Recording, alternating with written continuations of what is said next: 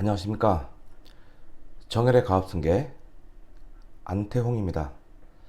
오늘은 기업들의 가업승계 성공 사례와 실패 사례 대표적인 것 두 가지를 공유하면서 과연 경영인으로서 이 가업승계에 대한 준비를 어떻게 해야 되는지 대원칙 몇 가지를 정리하는 시간을 갖겠습니다.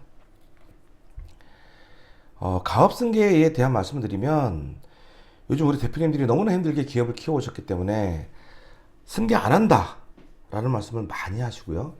또 자녀들도 이미 나름의 자기 자리를 차지하고 있기 때문에 물려받을 생각이 없다 이런 말씀을 많이 하십니다. 그런데 가업 승계를 안 받아도 상속세는 피할 수가 없습니다.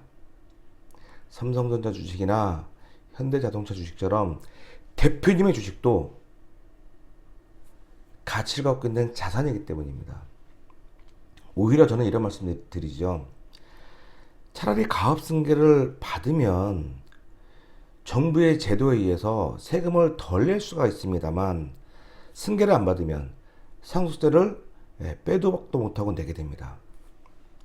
그래서 이것을 회피하기 위해서 여러 가지 고민하다가 당한 케이스를 말씀드리자면 아주 유명한 분이죠.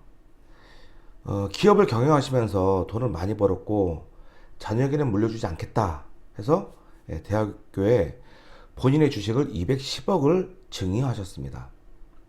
그런데 공익재단에 의결권 있는 주식은 5% 이상 증여할 수 없도록 되어 있는 걸 모르신 거죠. 결국 증여세가 140억 원이 부과됐습니다. 증여세는 수증자가 내지 못하면 증여자가 연대 납부할 의무가 있기 때문에 결국은 증여하신 황필상님이 그 세금까지 부담하게 되는 일이 벌어졌죠. 물론 2008년도에 대법원 판례로 이 부과된 세금은 취소되긴 했지만 이미 세금은 내게 됐고 굉장히 많은 고통을 겪고 돌아가시게 된 거죠. 또는 주식까지 거 그거 그냥 주식으로 세금 내면 되지 라고 하지만 주식을 세금 내게 되면 기획재정부에서 국세청에서 갖고 있지 않죠. 매각합니다. 기업이 조금 좋은 기업이라면 그렇죠. 기업 사냥권이 바로 사과죠. 기업 뺏깁니다. 이 상속에 대한 준비를 전혀 하지 않았던 기업을 얘기하자면 대전의 서부터미널이라고 있답니다. 대전 분들은 굉장히 잘 알고 계시더라고요. 그리고 100년 예식장을 운영하시는 분인데 80대까지 기업을 경영하시면서 50대인 자녀에게 아무것도 가르쳐주지 않으신 거예요. 그러다가 갑자기 돌아가셨죠.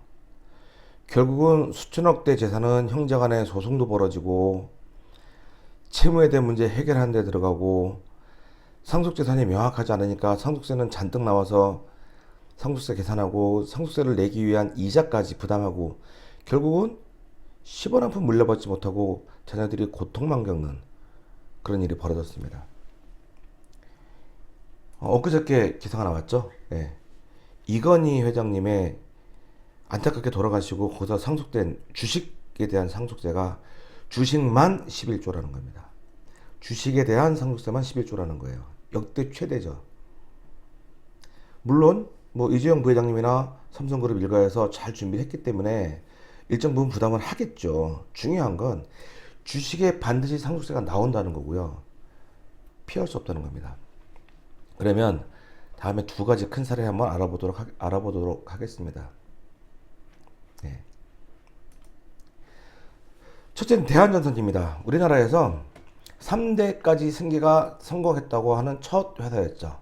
그런데 62세에 서른양 회장님이 갑자기 돌아갔습니다. 굉장히 젊은 나이죠.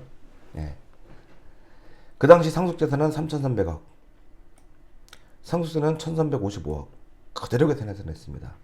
문제는 24살짜리 아들이 물려받게 된 겁니다. 가업을. 결국은 1,300억이라는 세금을 24살짜리가 내는 게 굉장히 쉽지 않죠. 증여나 상속에서 항상 이게 문제입니다. 피상속인은 돌아가셨으니까 상관없어요. 상속인에게 이 문제가 생기는 겁니다. 다행스러운 건 대한전선은 굉장히 유명하고 굴지의 기업이다 보니 사모펀드에서 주식을 사준 거예요. 그래서 상속세를 냈습니다. 그러나 결국 가업을 포기하는 일이 벌어졌죠. 시기도 좀 다르긴 하지만 삼성이 일대 승계에서 176억 세금 냈고요. 현대 정주영 회장님 돌아갔을 때 300억밖에 세금 안 냈는데 대한전선은 1,300억 세금을 냈습니다. 승계가 불가능한 일이죠. 성공적인 가업승계 사례를 보자면 잘 알고 계시는 쿠쿠전자입니다. 쿠쿠전자는 미리 회장님이 의사결정을 하신 거예요. 경영은 장남에게 물려준다. 차남은 경영에 전혀 관여하지 마라. 대신에 현금, 주식 일부를 준 겁니다.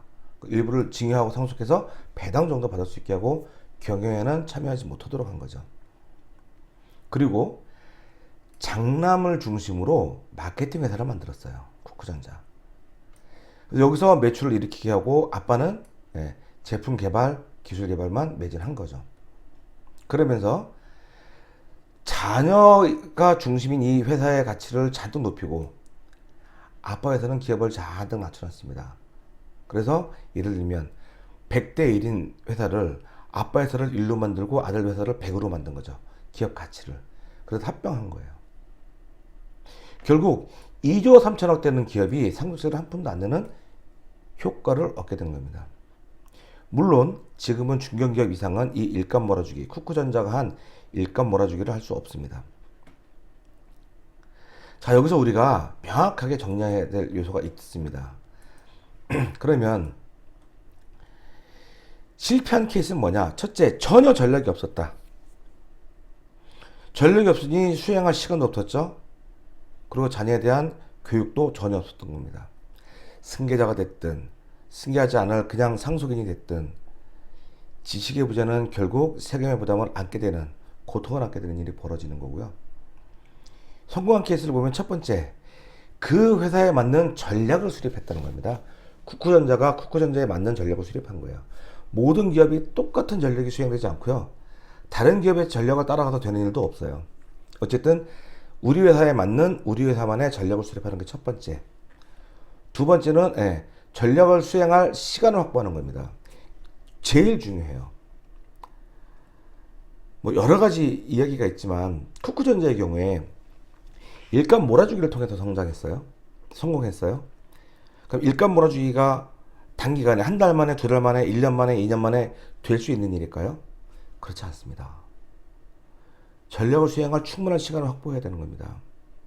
제가 안타깝긴 하지만 삼성도 이 전략 수행의 시간이 짧았기 때문에 여러 가지 무리수가 나오는 일이 벌어진 거죠.